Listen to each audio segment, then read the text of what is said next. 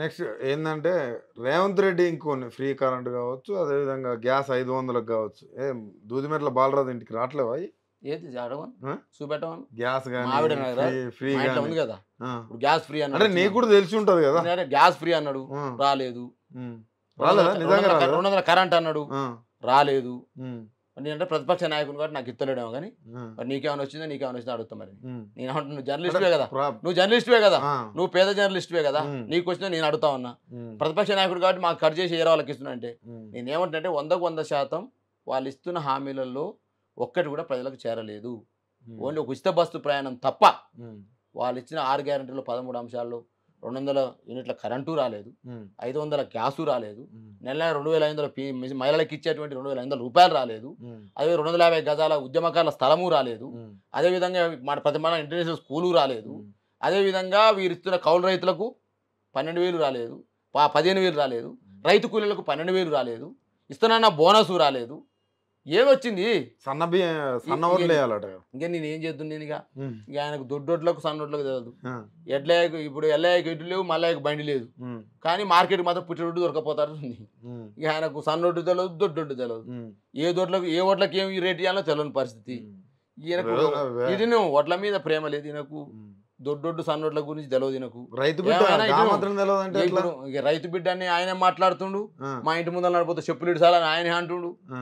మరి ఇక నీవు పేదరెడ్డి వస్తేనేమో లోపల రానియరట, పెద్దరెడ్డి వస్తేనేమో లోపల రానితని ఆయనే అంటుండు. హ్మ్. ఇక ఆయన మాటకు ఆయన నోరుకు మొక్కాలే ఇక ఆయన ఇచ్చే హామీలకు మొక్కాలే, ఆయన నోరుకు మొక్కాలే. హ్మ్. ఇక పిట్ట కొంచెం కూతగానం లేక మాట్లాడిండు, చాలా మాటలు మాట్లాడిండు. హ్మ్. ప్రజలు ఇప్పుడు రేపు అయిపోయినాయి కదా, హ్మ్. ఆగస్టు 15 వస్తుంది. హ్మ్. మరి ఆ రైతు భరోసాని, రైతు రుణమాఫీ ఎప్పుడు చేస్తారో చూస్తారు. రుణమాఫీ ఇప్పుడు అయితదా? ఇప్పుడు ఇక చూద్దాం. మీకున్న అవగాహన ఇప్పుడు ప్రకారం. రుణమాఫీ చేస్తానోడైతే మా హరీష్ రావు గారు రాజీనామా లేఖ పట్టుకొని వచ్చిండు హ్మ్. అమరవీల సూపర్ దగ్గరికి. హ్మ్. నువ్వు చేస్తే నువ్వు కూడా రావాలి కదా. హ్మ్. స్పీకర్ ఫార్మాట్లో కూడా ఇచ్చిండు. హ్మ్. నీకు దమ్ము ధైర్యం ఉంటే ఎస్ రెడీ అని చెప్పాలి కదా. హ్మ్. రెడీ లేనట్టే కదా. మరి అప్పుడు ప్రమాణాలు చేస్తుండు కదా! ఇది నువ్వు జూలై 14 గండం ఉందట కదా, బండి సంజయ్ అంటుండే. ఆ! జూలై 14 గండం ఉందట రేవంత్ ఆ! రెడ్డికి.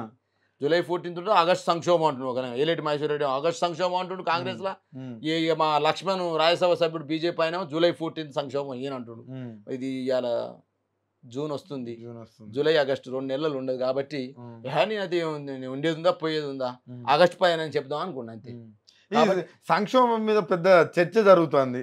దీనిపైన నిజంగా ఆ సిట్యుయేషన్ అవుపడుతుందా అన్న నాకేం తెలుసా, తెలంగాణ? నిన్ననే ఫ్లైట్లో పొంగులేటి శ్రీనివాసరెడ్డి అవుపడ్డాడు, దానికి కాబట్టి 15, 16 మంది అరే ఆయన ఎమ్మెల్యేలు. దేవస్థానానికి పోవడం కూడా తప్పేనా? మీరు నేను ఇప్పుడు మరీ దేవస్థానానికి ఘోరంగా రాజకీయంగా నేను పోతే ఇప్పుడు రాజకీయంగా నేను ఏమంటున్నానంటే, దేవస్థానానికి పోతే ఆ!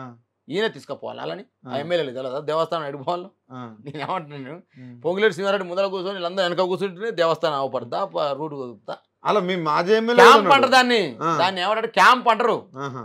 100కు 100% రేవంత్ రెడ్డి దించడం కోసం పొంగులేటి శ్రీనివాసరెడ్డి వేసే క్యాంప్ అది. ఆహా! ఈయన 15 మంది చేస్తున్నాడు, కోమరెడ్డి వెంకరెడ్డి దోలాడుతున్నాడు నాతో ఎమ్మెల్యేలు లోలని. ఆహా! ఎందుకంటే ముఖ్యమంత్రి అని చెప్పిండు కదా ఇది భువనగిరి కూడా సభలో. జరిగిందా? జరుగుతుంది. ఆ! బట్టి విక్రమార్క దోలాకుడు ఖమ్మం కూడా ఉండాలి నాతో లేరు, ఆయన దోలాడుతున్నట. ఆ! ఇప్పుడు కత్తులు పట్టుకొని తిరుగుతున్నారు రేవంత్ రెడ్డి మీద. హ్మ్. జూలై 14 సంక్షోభంలో, హ్మ్. ఆగస్ట్ సంక్షోభం కోసం వీళ్ళు ఒకరు శ్రీధర్ బాబు బట్టి కూడా ఎన్నో మీట్ అయినట్టు కూడా ఏదో వార్తలు ఫామ్ వస్తున్నాయి. హౌస్లో కలిసినట్టు వస్తూ ఉంది. ఆ! నేను ఏమంటే ఇది 100కు 100% పార్లమెంట్ ఎలక్షన్లు డిజాస్టర్ టోటల్గా ఫెయిల్ అయిపోతాడు. హ్మ్. రేపు 14 కాదు నాయన 4 వచ్చే పరిస్థితి లేదు. హ్మ్. కాంగ్రెస్ పార్టీ విఫలం అయిపోయింది. హ్మ్. కాబట్టి అధిష్టానం దగ్గర ఎట్లా ఏం చెప్పాలని మొత్తం కత్తులు నూరుతురు రేవంత్ రెడ్డి మీద.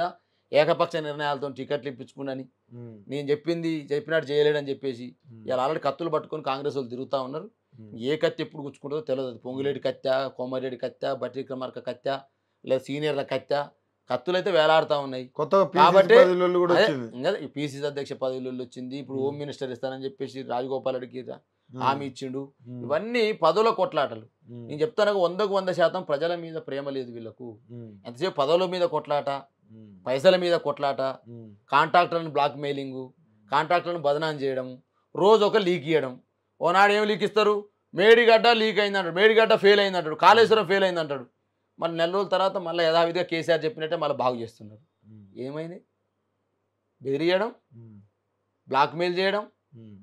సంచులు ఇంటికి రాగానే మూటలు ఢిల్లీకి పోగానే మూతి మూసుకొని కూర్చోవడం. హ్మ్. ఇది రేవంత్ రెడ్డి సర్కార్ తీరంటారు. నేను హ్మ్. ధరల్లో లోపాలను ఎండగడతాం. హ్మ్. ఓడు ఎండగట్టొద్దు మరి, 140 రోజులు ఎండగట్టావా? ధరల్లో లోపాలను ఎండగడతాం అన్నాడు. ఓనాడు ఏం చేస్తాడు, ఫోన్ ట్యాపింగ్ లీక్ అని అంటాడు.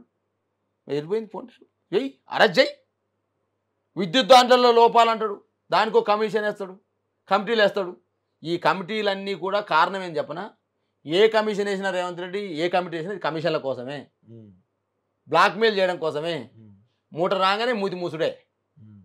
రేవంత్ రెడ్డి అక్కడి నుంచి మూట వచ్చిందా మూతి మూసుడే. 2500 కోట్లు ఇచ్చారండి ఎవరికి? ఆ ఢిల్లీ అధిష్టానం, ఢిల్లీ సుల్తాన్లకు కట్టిన కప్పం వీళ్ళు. వాళ్ళ అధిష్టానం ఢిల్లీ సుల్తాన్లకు వీళ్ళు కట్టిన కప్పం. వాళ్ళు చాలా బాగా వాళ్ళకు ఒక ఏంది, రాహుల్ గాంధీ అయితే పెళ్లి చేసుకోకుండానే భారతదేశానికి సేవ చేస్తున్నాడు. ఇలాంటి కప్పాలు తీసుకోవాల్సిన అవసరం ఏముంది రాహుల్ గాంధీకి? రాయబారికి ఎందుకు పోయి వీళ్ళందరూ ప్రచారానికి? అంతేనా? పైసలు ఇస్తానికే పోయిరా స్వామి, నువ్వు అర్థం కావట్లే నీకు. నామినేషన్కి ఎందుకు పోయిండు రేవంత్ రెడ్డి? పైసలు ఇస్తానికే పోయిండు. 100% హైదరాబాద్ ని తెలంగాణని రెండో ఏటీఎంగా మార్చుకుంది కాంగ్రెస్ పార్టీ. ఇక్కడ కాంట్రాక్టర్లను, ఇక్కడ ఉన్నటువంటి వాళ్ళందరినీ బెదిరించి కనీసం రైతు బంధు నిధులు కూడా ఎలక్షన్ ప్రచారాన్ని పంపిరు తెలుసా వీళ్ళు. 2000 ఇప్పుడు తుమ్మల నాగేశ్వరరావు 5554 కోట్లు రైతు బంధుకు విడుదల చేసినామని చెప్పింది. మరి 2000 కోట్లు ఎడిపోయినాయి? 7500 కోట్లు కదా ఉన్నాయి, 2000 కోట్లు ఎడిపోయినాయి. ఈ 2000 కోట్లు కాంట్రాక్టులకు పోయినాయి, కాంట్రాక్టర్ల చేతుల నుంచి ఢిల్లీకి పోయినాయి. మనం నామినేషన్ ఎత్తానికి పోతేనే సంచులు పట్టుకొని పోయిర్రు అని అంటున్నాం. మరి నరేంద్ర మోడీ వారణాసి వేసినా కూడా పవన్ కళ్యాణ్, చంద్రబాబు నాయుడు కూడా పెట్టి వాళ్ళు సంచులు పట్టుకొని పోయినా. నేనేమని చెప్తున్నా, నేను ఏమంటాను, ఇప్పుడు ఆయనకు అధికారం లేదా, ఆయన కాడ సంచులు లేదో నాకు తెలియదు, కానీ నేనేమంటున్నానంటే కాంగ్రెస్ పార్టీ ఇక్కడ అధికారంలోకి ఉండి ఇలా 100% తెలంగాణలో ఉన్నటువంటి ప్రతి అంశంలో రైస్ మిల్లర్లను అడుగు చెప్తారు, నీకు కాంట్రాక్టర్ని అడుగు చెప్తారు, రియల్ ఎస్టేట్ వ్యాపారులను అడుగు చెప్తారు. రియల్ ఎస్టేట్ వ్యాపార దగ్గర ఇలా ఫర్ ఎస్ఎఫ్టీకి 125 అడిగిరు, ఆఖరికి 75 బేరం కుదిరింది. ఇంత జరుగుతుంది, 140, 140, 150 ఇంచర్ల ఇంత జరుగుతుంది. ఆరోపణ ఎట్లయితే వాస్తవాలు పేపర్లు రాస్తలేవా, సోషల్ మీడియాలో రాట్లే చూస్తలేవా? నువ్వు జర్నలిస్ట్, ఇంకా నువ్వు మాకు సమీకరించుకోవాలి. నేను అనేది ఏంటంటే పేపర్లు రాసినాయి, వార్తలు వచ్చినాయని నిజాలు అనుకోవడం కూడా. ఇప్పుడు రియల్ ఎస్టేట్ వాళ్ళే చెప్తా ఉన్నారు, రైస్ మిల్లర్లు చెప్తా ఉన్నారు, కాంట్రాక్టర్లు చెప్తా ఉన్నారు, ఎవరి దగ్గర ఎవరెంత అడుగుతున్నారు అని చెప్పేసి. ఇలా పాలన అంతా అస్తవ్యస్తమైంది. ఇలా బెదిరించడమే ఇలా గుండారాజ్ అయిపోయింది కాంగ్రెస్ ప్రభుత్వం. గుండారాజ్, ఒక కంట్రోల్ లేదు, పోలీస్ స్టేషన్లో లేడు, ఎంఆర్ ఆఫీసులు లేడు, traffic police station, traffic road మీద లేడు. ఏం జరుగుతుందో అలాగే తెలుస్తలేదు. ఇవాళ ప్రజలు చాలా ఇబ్బందులు పడతా ఉన్నారు. ఓ నియంత్రణ లేదు ప్రభుత్వం మీద, ప్రభుత్వ నియంత్రణ లేదు అధికార యంత్రాంగం మీద. ఎవరు బాధ చెప్పుకుంటాను గోడెడిపోవాలని తెలియని పరిస్థితి అగమ్య గోచరంగా తయారైంది. రైతు అన్నవో రామచంద్ర అంటా ఉన్నాడు, రైతు అన్నవో రామచంద్ర అంటా ఉన్నాడు. అంతేనా? ఇవాళ ఎవరిని ఎవరు కలిసే పరిస్థితి లేదు. చెప్తున్నా నేను ఇవాళ ఇది 100% చెప్పి నేను వాస్తవాలు ఇవన్నీ. వడ్ల కొనుగోలు జరగట్లే, ఎక్కడ జరుగుతుంది? ఎందుకు రైతు ఎందుకు ఏడుస్తాడు? రైతు కళ్ళాల్లో ఎందుకు అరగోసపడతా ఉన్నాడు? కాబట్టి ఇవన్నీ ఇవాళ రేవంత్ రెడ్డి గారి సర్కారు 100 పాలల్లో 100 పాలు ఫెయిల్ అయింది. కాబట్టి ఆయనకు ఆగస్టు సంక్షోభమో జూలై సంక్షోభమో పదవి దిగిపోతాడు. మొత్తానికి సంక్షోభం రాబోతుంది అంటారు. సంక్షోభం రాబోతా ఉంది.